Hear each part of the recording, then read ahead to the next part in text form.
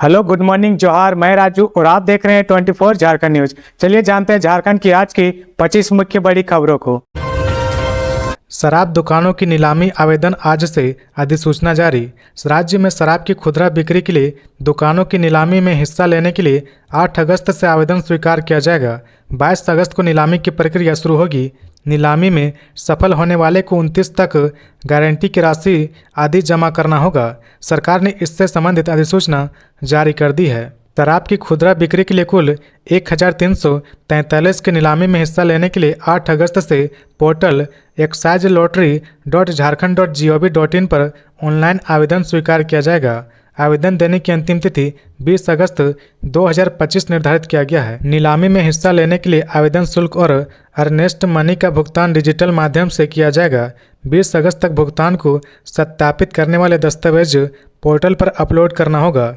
राशि जमा नहीं करने वाले लोग नीलामी में हिस्सा नहीं ले सकेंगे। कंप्यूटर रैंडमाइजेशन के सहारे 22 अगस्त को 11 बजे से ई लॉटरी की प्रक्रिया शुरू की जाएगी।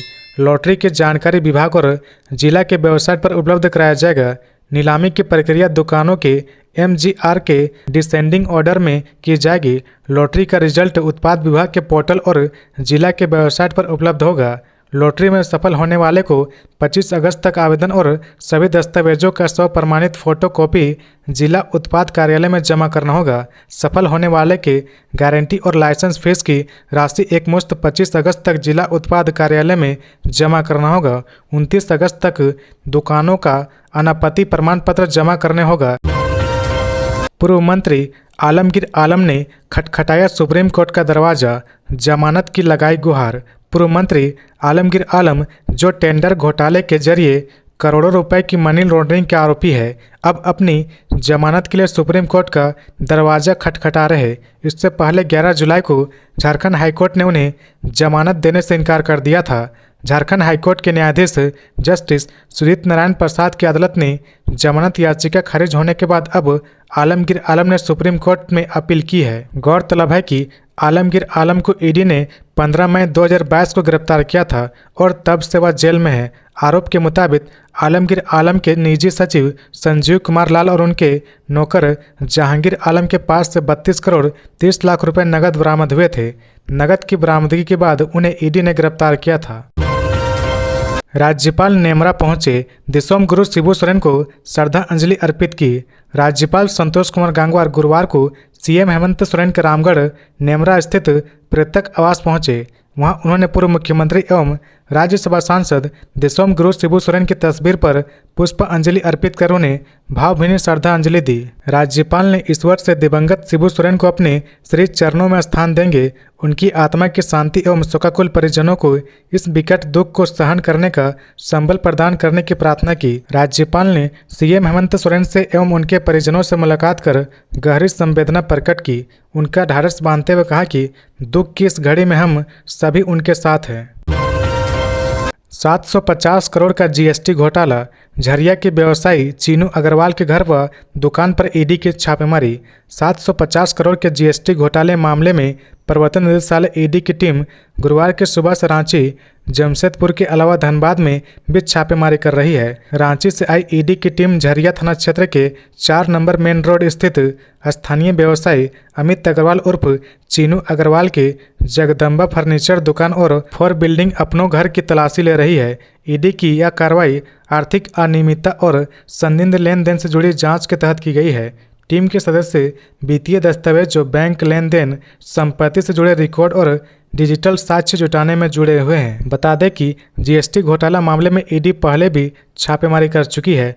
पहले दौर की छापेमारी में ईडी ने कोलकाता से शिव कुमार देवड़ा, जमशेदपुर से अमित अग्रवाल उर्फ बिक्की भलोटिया सहित 4 लोगों को गिरफ्तार किया था। इन पर फर्जी बिल के सहारे ITC का गलत लाभ लेकर सरकार को नुकसान पहुंचाने के आरोप हैं। GST घोटाले को अंजाम देने के लिए देवड़ा गिरोह में शामिल लोगों ने सेल कंपनी बनाई थी। ITC का अनुचित लाभ लेने के बाद इसमें से अधिकांश सेल कंपनियों को बंद कर दिया है। इन कंपनियों का GST रजिस्ट्रेशन या तो निलंबित किया जा चुका है या रद्द किया जा चुका है।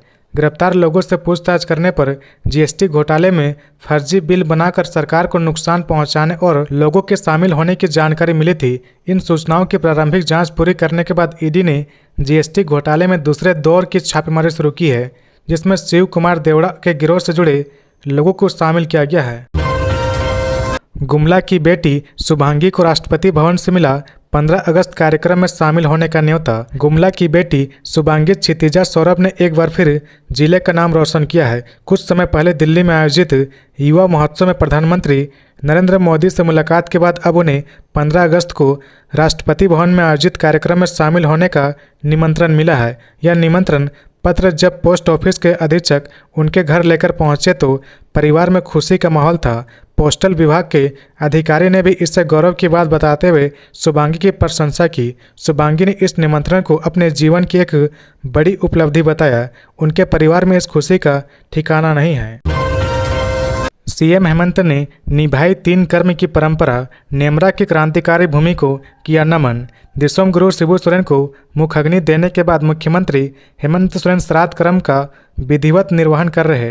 रामगढ़ जिला स्थित अपने पृथक गांव नेमरा में उन्होंने गुरुवार को 3 कर्मा की परंपरा पर निर्वहन किया। इस दौरान हर कदम पर परिजन उनके साथ रहे। घर लौटने पर बड़े बुजुर्गों की सलाह के मुताबिक अन्य संस्कार को पूरा बतौर पुत्र सीएम हेमंत सोरेन ने पूरा किया। इस दौरान मुख्यमंत्री की माता रूपी सोरेन, छोटे भाई बसंत सोरेन, पत्नी कल्पना सोरेन, बहन अंजलि सोरेन, भाभी सीता सोरेन के अलावा घर के बच्चे और अन्य रिश्तेदार मौजूद रहे। इस दौरान उन्होंने नेमरा की क्रांतिकारी धरती को नमन करते हुए अपने दादाजी वीर शहीद सोना सोबरन मांझी और दिसोम गुरु अमर रहे का उद्घोष किया। इस दौरान मुख्यमंत्री ने नेमरा की प्रकृति के बीच ली गई अपनी तस्वीर भी साझा की है। नाबालिग लड़की ने दिया बच्ची को जन्म, आरोपी ने मांगी डीएनए टेस्ट की मांग। कोडरमा जिले में एक नाबालिग ने बच्ची को जन्म दिया है। लड़की का पड़ोस में रहने वाले युवक के साथ प्रेम प्रसंग की बात कही गई है। लड़की ने कहा कि उनके बीच शारीरिक संबंध बने, जिससे वह गर्भवती हो गई।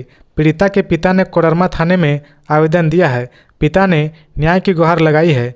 पीड़ित ने आवेदन में बताया कि युवक ने उसे प्रेम प्रसंग में फंसाकर शादी का झांसा देकर शारीरिक संबंध बनाए। लड़की के माता पिता को कुछ दिनों पहले नाबालिग के गर्भवती होने का पता चला। पूछताछ पर लड़की ने बताया कि पड़ोस में रहने वाले लड़के ने उससे गर्भवती किया है।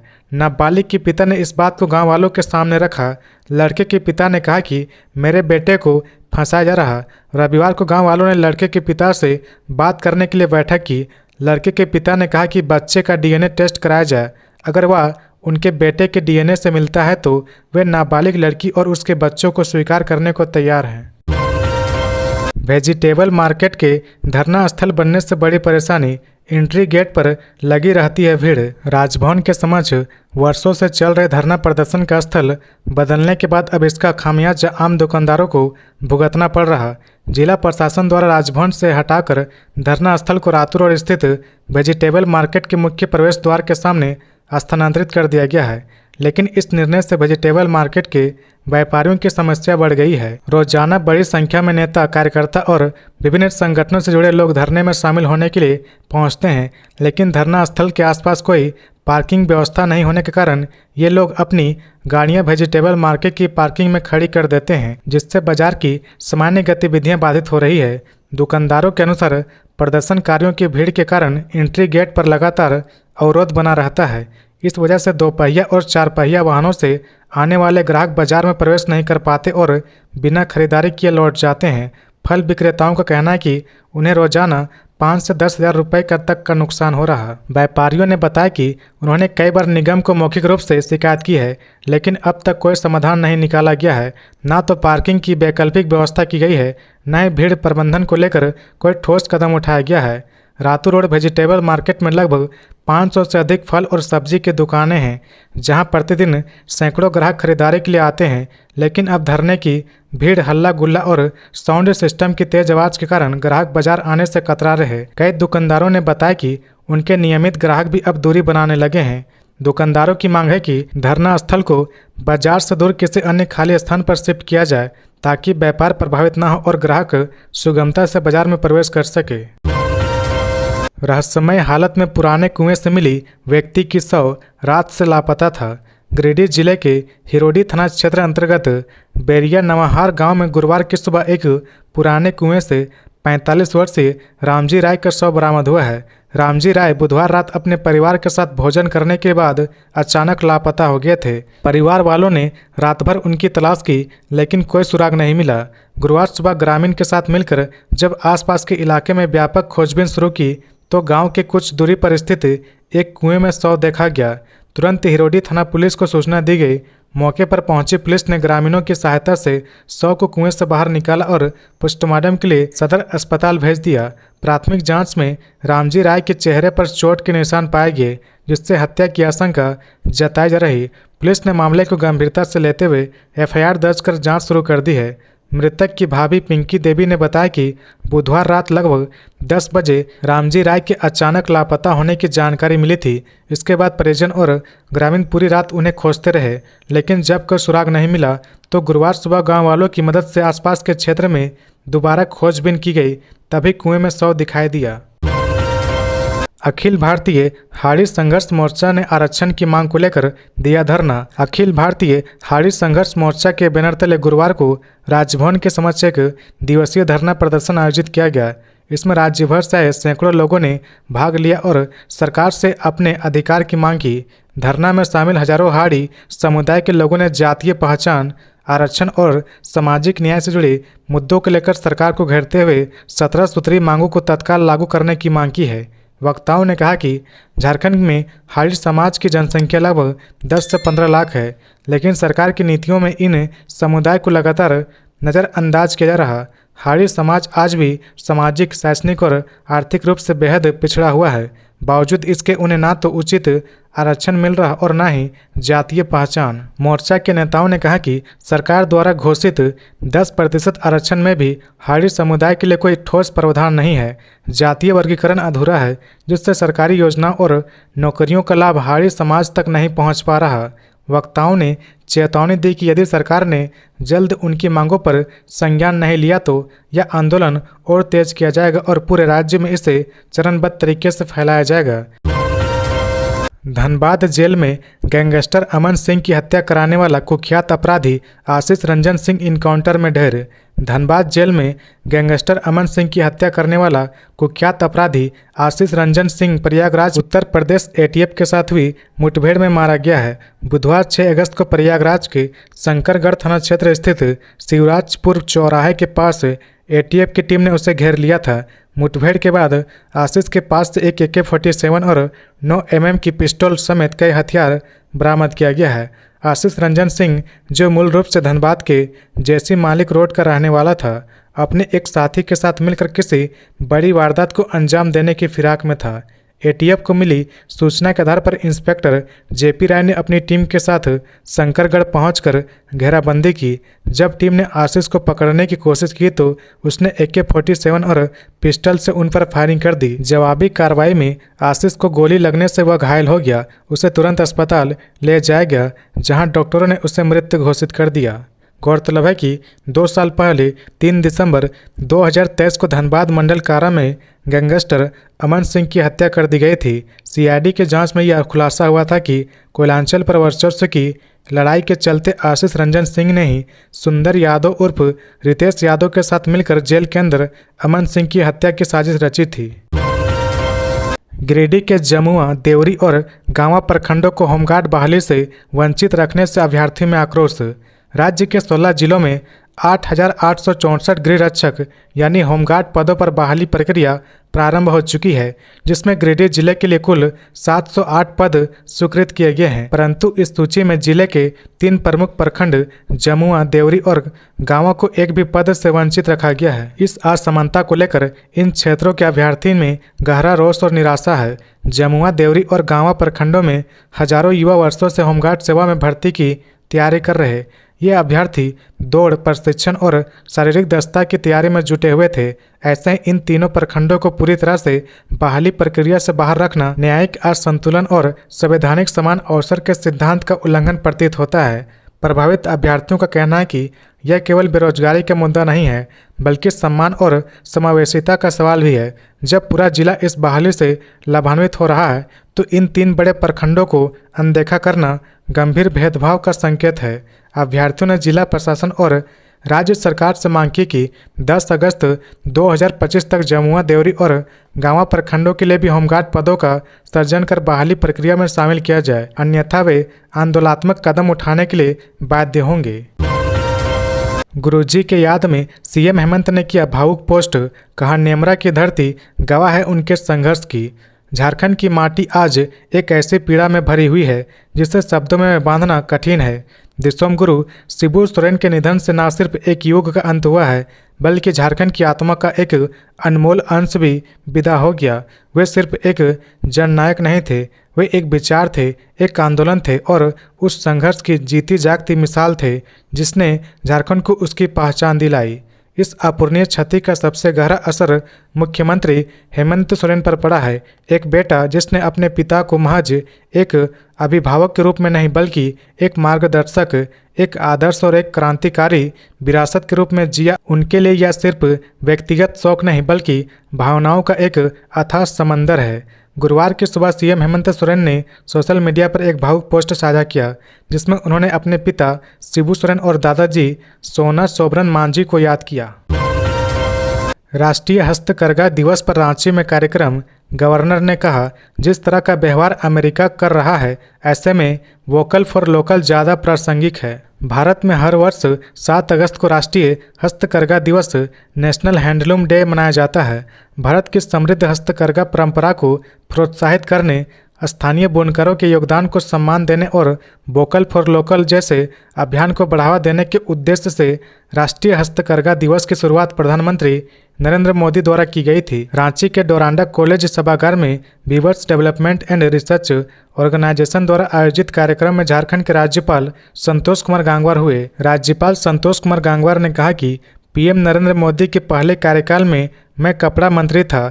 तब 2015 में पहले कार्यक्रम में हम चेन्नई में हैंडलूम दिवस कार्यक्रम में शामिल हुए थे।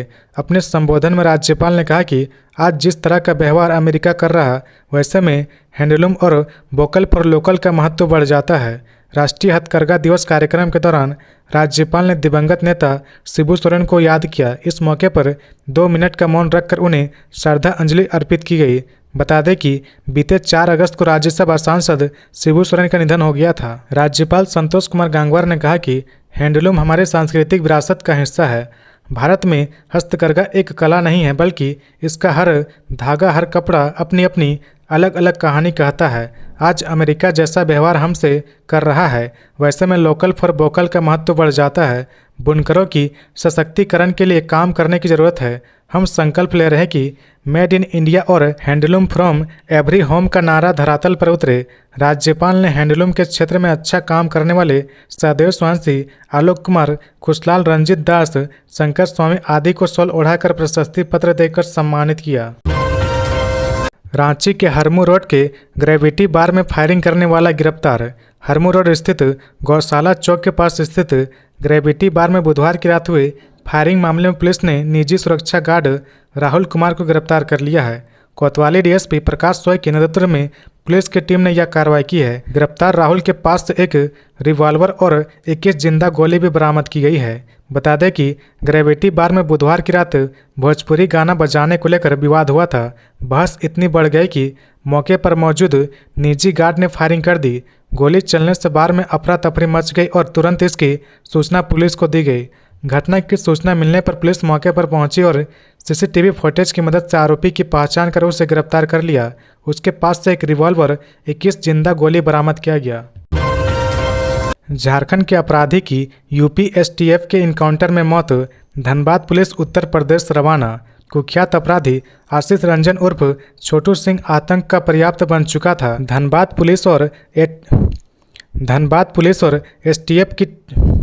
धनबाद पुलिस और एसटीएफ के ज्वाइंट ऑपरेशन में आशीष रंजन का इनकाउंटर कर दिया गया है। इनकाउंटर में आशीष रंजन की मौत हो चुकी है। धनबाद एसएसपी प्रभात कुमार ने आशीष रंजन के मौत की पुष्टि की है।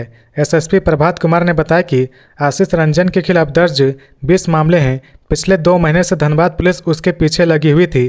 पुलिस अलग अलग राज्यों में उसकी छानबीन में जुटी हुई थी। उत्तर प्रदेश के प्रयागराज में यूपी एसटीएफ के द्वारा गुरुवार को आशीष रंजन का इनकाउंटर किया गया।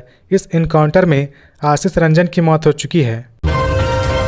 देवघर में बनेगा एक और मेडिकल कॉलेज, जमीन चिन्हित। देवघर को बहुत जल्द एक और मेडिकल कॉलेज मिलने जा रहा। प्राइवेट पब्लिक पार्टनरशिप यानी PPP मोड पर सदर अस्पताल के साथ बहुत जल्द एक और मेडिकल कॉलेज खुलने जा रहा, जिसको लेकर गुरुवार को स्वास्थ्य विभाग के अपर मुख्य सचिव Ajay Kumar Singh, Deoghar civil surgeon doctor Yugal Kishore Chaudhary सहित अन्य पदाधिकारी ने मोहनपुर प्रखंड के डहुआ मौजा में जमीन को चिन्हित किया है। लगभग 13 एकड़ में 100 सीट का यहां मेडिकल कॉलेज बनने जा रहा, जिसमें 420 बेड का हॉस्पिटल भी बनाया जाएगा। स्वास्थ्य विभाग के अपर सचिव अजय कुमार सिंह ने बताया कि PPP मोड पर मेडिकल कॉलेज का निर्माण कराया जाना है। डहुआ मौजा में लगभग 13 एकड़ जमीन को चिन्हित कर लिया गया है, जिसमें 100 सीट का यहां मेडिकल कॉलेज बनेगा। इसके अलावा सदर अस्पताल और इस जगह को लेकर 420 बेड का हॉस्पिटल बनेगा। भारत सरकार को प्रस्ताव भेज दिया गया है, क्योंकि यह PPP मोड पर बनना है तो प्रारंभ में 2 साल में अस्पताल बनेगा। इसके बाद 3 साल के बाद यहाँ मेडिकल कॉलेज बनकर तैयार हो जाएगा। कुल मिलाकर 5 साल में देवघर में एक और मेडिकल कॉलेज बनकर तैयार होगा। हजारीबाग में फाइलेरिया उन्मूलन को लेकर स्वास्थ्य विभाग सक्रिय, 7 लाख लोगों को दवा खिलाने का लक्ष्य। स्वास्थ्य विभाग ने फाइलेरिया उन्मूलन को लेकर कमर कस ली है। सिविल सर्जन सह मुख्य कार्यपालक पदाधिकारी कार्यालय परिसर में मास ड्रग्स एडमिनिस्ट्रेशन MDA अभियान के तहत एक प्रेस वार्ता का आयोजन किया गया। इस प्रेस कॉन्फ्रेंस का मुख्य उद्देश्य फाइलेरिया से बचाव हेतु लोगों को दवा खिलाना और व्यापक स्तर पर जन जागरूकता फैलाना है। सिविल सर्जन ने बताया कि यदि हम सब मिलकर लोगों को इस बीमारी के प्रति जागरूक करें तो फाइलेरिया जैसी गंभीर बीमारी को जड़ से खत्म किया जा सकता है। उन्होंने स्पष्ट किया कि फाइलेरिया की दवा पूरी तरह सुरक्षित है और इसके सेवन से इस बीमारी से प्रभावी बचाव संभव है। इस अभियान के तहत करीब 7 लाख लोगों को दवा खिलाने का लक्ष्य निर्धारित किया गया है। स्वास्थ्य विभाग का कहना है कि जन सहयोग और सामूहिक प्रयासों के जरिए यह लक्ष्य जल्द ही पूरा कर लिया जाएगा। भारतीय प्रबंधन संस्थान रांची की पहल, मिड डे टर्म परीक्षा का कंसेप्ट खत्म, वर्किंग विद AI प्रोजेक्ट के तहत होगा मूल्यांकन। भारतीय प्रबंधन संस्थान IIM रांची ने प्रबंधन शिक्षा के क्षेत्र में नई पहल की है। संस्थान ने पारंपरिक परीक्षा हॉल आधारित मिड टर्म परीक्षा को पूरी तरह समाप्त कर दिया है। इसकी जगह आर्टिफिशियल इंटेलिजेंस AI आधारित व्यावसायिक समस्या समाधान प्रोजेक्ट को लागू किया गया है। इस पहल को वाई यानी वर्किंग विद AI प्रोजेक्ट का नाम दिया गया है, जो पूर्व के मूल्यांकन पद्धति से पूरी तरह अलग है। वाई के अंतर्गत वर्तमान समय की व्यावसायिक चुनौतियों और शिक्षण दर्शन का समावेश किया गया है। IIM रांची ने बीते एकेडमिक वर्ष से ही अपने पाठ्यक्रम को बदलना शुरू कर दिया था और व्यवहारिक व्यावसायिक समस्या चुनौतियों और उनके समाधान को केंद्र में रखकर पाठ्यक्रम तैयार करने की पहल शुरू की है। निदेशक IIM रांची प्रोफेसर दीपक श्रीवास्तव ने कहा कि पारंपरिक व्यावसायिक पद्धति की तुलना में आधुनिक व्यवसाय, व्यापार और प्रबंधन की जिम्मेदारियों में परिवर्तन आया है। इसके लिए केवल किताबी ज्ञान काफ़ी नहीं है, बल्कि बाजार के मांग के अनुरूप तकनीकी व्यवस्थाओं को अपनाने की ज़रूरत है। वर्तमान समय आर्टिफिशियल इंटेलिजेंस यानी AI का है, जिसके सहयोग से तकनीक आधारित जटिल समस्याओं का समाधान और कार्य क्षमता को विकसित किया जा सकता है। राज्य की मौजूदा समस्याओं के समाधान के लिए करे शोध, सरकार देगी 2 से 10 लाख रुपए। राज्य सरकार ने मौजूदा समस्याओं के तकनीकी समाधान के लिए शोध को बढ़ावा देने पर जोर दिया है। इसके लिए झारखंड विज्ञान प्रौद्योगिकी एवं नवाचार परिषद ने आवेदन आमंत्रित किया है। शोध करने वालों को 2 से 10 लाख रुपए तक का अनुदान भी दिया जाएगा। इसके तहत माइनर प्रोजेक्ट के लिए 2 लाख रुपए दिए जाएंगे। इसकी अवधि 12 महीने की होगी। मेजर प्रोजेक्ट के लिए 5 लाख रुपए दिए जाएंगे। इसकी अवधि 24 महीने की होगी। लॉन्ग टर्म प्रोजेक्ट के लिए 10 लाख रुपए दिए जाएंगे। इसकी अवधि 36 महीने की होगी। अपराध की योजना बना रहे 2 अपराधी गिरफ्तार, हथियार बरामद। रांची पुलिस ने अपराध की योजना बनाने वाले 2 अपराधियों को गिरफ्तार किया है। डीआईजी सह एसएसपी चंदन कुमार सिन्हा को मिली गुप्त सूचना के आधार पर पुलिस की टीम ने कार्रवाई करते हुए गोंदा थाना क्षेत्र से कांके के रहने वाले सौरभ तिर्की और रितेश गाड़ी को गिरफ्तार किया है। गुरुवार की दोपहर अपने कार्यालय में प्रेस कॉन्फ्रेंस को संबोधित करते हुए एसएसपी ने बताया कि गुप्त सूचना मिली थी कि गोंदा थाना क्षेत्र के अंतर्गत अर्बन हाट में एक निर्माणाधीन भवन में कुछ अपराधी अवैध हथियारों के साथ किसी बड़ी आपराधिक घटनाओं को अंजाम देने की योजना बना रहे, जिसके बाद एक विशेष टीम का गठन किया गया। गठित टीम ने अर्बन हाट में स्थित निर्माणाधीन भवन पर छापेमारी की। इसी दौरान पुलिस को देखते ही वहां मौजूद अपराधी भागने लगे, लेकिन सशस्त्र बल की मदद से उन्हें पकड़ लिया गया। गिरफ्तार किए गए अपराधियों के पास से एक देसी कट्टा और एक लोहे का भुजाली बरामद किया गया है। जांच में यह भी पता चला कि दोनों अपराधियों का पहले से ही आपराधिक इतिहास रहा और वे किसी बड़ी घटना को अंजाम देने की मंशा से योजना बना रहे थे। कड़िया मुंडा से मिलने पहुंचे पूर्व सीएम अर्जुन मुंडा टूटे पुल और डायवर्सन को लेकर सरकार पर उठाए सवाल। 19 जून को भारी बारिश के बीच खूंटी की बनई नदी में पुल ढहे 2 महीने हो गए, अभी तक वैकल्पिक डायवर्सन का निर्माण नहीं हो सका है। पथ निर्माण विभाग की कार्यशैली और जनप्रतिनिधियों के उदासीन रवैये को लेकर जिले में राजनीतिक बयानबाजी जारी है। पूर्व सीएम और पूर्व केंद्रीय मंत्री अर्जुन मुंडा ने बाईपास और टूटे पुल से हो रही परेशानियों को लेकर सरकार की जमकर आलोचना की। बुधवार को अर्जुन मुंडा पद्मभूषण से सम्मानित कड़िया मुंडा से मिलने उनके आवास गए। उन्होंने बीमार कड़िया मुंडा से मुलाकात की और उनका हाल चाल जाना। मीडिया से बातचीत के दौरान उन्होंने झारखंड सरकार और क्षेत्र के विधायकों समेत सरकार की कार्यशैली पर भी सवाल उठाए हैं। अर्जुन मुंडा ने कहा कि खूंटी बाईपास के मुद्दे पर राज्य सरकार और स्थानीय जनप्रतिनिधि मौन और निष्क्रिय है। जब तक किसानों को मुआवजा देकर जमीन का अधिग्रहण नहीं हो जाता तब तक निर्माण शुरू नहीं हो सकता। सड़कें जमीन पर बनती है, आसमान में नहीं। उन्होंने कहा कि बिना जमीन अधिग्रहण के केंद्र सरकार टेंडर जारी नहीं कर सकती। टेंडर प्रक्रिया की अपनी लागत होती है। जब तक 80% जमीन का अधिग्रहण नहीं हो जाता टेंडर जारी नहीं किया जाएगा। बाबूलाल मरांडी ने कहा, केंद्र सरकार ने अमेरिका द्वारा लगाए गए टैरिफ को अनुचित बताया। नेता प्रतिपक्ष बाबूलाल मरांडी ने केंद्र सरकार की सराहना की है। कहा कि देश की जनता के हितों को सर्वोपरि रखते हुए केंद्र सरकार ने अमेरिका द्वारा लगाए गए टैरिफ को आधिकारिक रूप से अनुचित बताया है। केंद्र सरकार ने यह स्पष्ट कर दिया कि इस तरह दबाव बनाकर अब कोई भी भारत को विदेशी नीति या व्यापारिक निर्णय बदलने के लिए मजबूर नहीं कर सकता। बाबूलाल ने कहा कि इतनी मजबूती से अपना पक्ष रखने के लिए सुदृढ़ नेतृत्व आवश्यक होता है। ऐसा नेतृत्व तभी संभव होता है जब किसी नेता के मन में सदैव राष्ट्रहित का चिंतन हो। पीएम नरेंद्र मोदी का नेतृत्व इसका प्रमाण है। यह जवाब सिर्फ अमेरिका को ही नहीं बल्कि इंडी गठबंधन के उन नेताओं को भी है जो अपनी राजनीतिक रोटियां सेकने के लिए भारत की संप्रभुता और स्वायत्तता पर सवाल उठाने से भी नहीं हिचकिचाते। रांची रेलवे स्टेशन पर जल्द खुलेगा मेडिकल सुविधा केंद्र, 200 में करा सकेंगे इलाज। रांची रेलवे स्टेशन पर जल्द एक नया मेडिकल सुविधा केंद्र खुलने वाला है, जिसका संचालन ट्राई एनजीओ करेगा। यह मेडिकल सुविधा केंद्र हर दिन 24 घंटे खुला रहेगा। इस सुविधा केंद्र में यात्रियों के इलाज के लिए 3 डॉक्टर, 2 फार्मासिस्ट और 2 नर्सें तैनात रहेंगे। मेडिकल सुविधा केंद्र में यात्री मात्र 200 रुपये में प्राथमिक इलाज की सुविधा प्राप्त कर सकेंगे। बता दें कि मेडिकल सुविधा केंद्र का उद्घाटन 1 अगस्त को प्रस्तावित था, लेकिन कुछ कागजी औपचारिकताओं के कारण इसे टाल दिया गया। ट्राई एनजीओ के अधिकारियों की माने तो 2 से 3 दिनों के भीतर उद्घाटन हो सकता है। हालांकि इसकी अंतिम तिथि की आधिकारिक पुष्टि नहीं की गई है। मेडिकल सुविधा केंद्र खुलने से यात्री, खासकर गरीब और जरूरतमंद यात्री को काफ़ी सुविधा होगी। इसके खुलने से यात्रियों को आकस्मिक बीमारियों या प्राथमिक चिकित्सा के लिए इधर उधर भटकना नहीं पड़ेगा। रांची में पहली बार बनेगी 10 लेन की सड़क, 301 करोड़ रुपए होगी कुल लागत। रांची में पहली बार 10 लेन की सड़क बनाई जाएगी, जिसकी कुल लागत करीब 301 करोड़ रुपए होगी।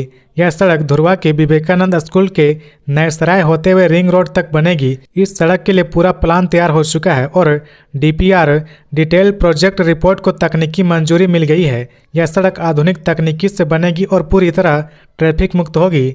मुख्य सड़क 6 लेन की होगी, जिस पर वीवीआईपी और अन्य बड़े वाहन चलेंगे। सड़क के दोनों ओर 2-2 लेन की सर्विस रोड होगी, जिससे छोटे और अन्य निजी वाहन आ जा सकेंगे। सड़क के किनारे पर साइकिल ट्रैक बनाया जाएगा, जिसके ऊपर सोलर पैनल लगाए जाएंगे। इनसे बिजली उत्पन्न होगी, जिससे सड़क पर लाइटिंग की व्यवस्था की जाएगी। बेहतर ड्रेनेज सिस्टम और बैठने की जगह भी बनाई जाएगी, जिससे सड़क सुंदर और सुविधाजनक होगी। 20 दिन से काम की तलाश में भटकते दिहाड़ी मजदूर, सरकार से लगाई मदद की गुहार। राज्य के दिहाड़ी मजदूर बरसात की वजह से आर्थिक संकट से जूझ रहे। रोजगार की तलाश में सुबह बाजार पहुंचने वाले अधिकतर मजदूर करीब 20 दिनों से खाली हाथ घर लौटने को मजबूर है। काम नहीं मिलने से दिहाड़ी मजदूरों को परिवार पालना मुश्किल हो रहा। वे एक वक्त का खाना, बच्चों की पढ़ाई, इलाज और बुनियादी ज़रूरतों को पूरा नहीं कर पा रहे। उन्होंने सरकार से मदद की गुहार लगाई है, ताकि उनका जीवन दोबारा पटरी पर लौट सके। दिहाड़ी मजदूरों का कहना है कि हर सुबह काम की उम्मीद में बाजार आते हैं, लेकिन उन्हें खाली हाथ घर लौटना पड़ रहा। उनका कहना है कि पहले एक दिन में 800 से 900 रुपये तक मिल जाते थे, जिससे घर का खर्च चल जाता था। लेकिन पिछले 20 दिनों से उन्हें काम नहीं मिल रहा, जिसकी वजह से उन्हें आर्थिक तंगी से जूझना पड़ रहा। काम की तलाश में आए मजदूरों ने बताया कि एक वक्त का खाना जुटाना भी दुश्वार हो गया है।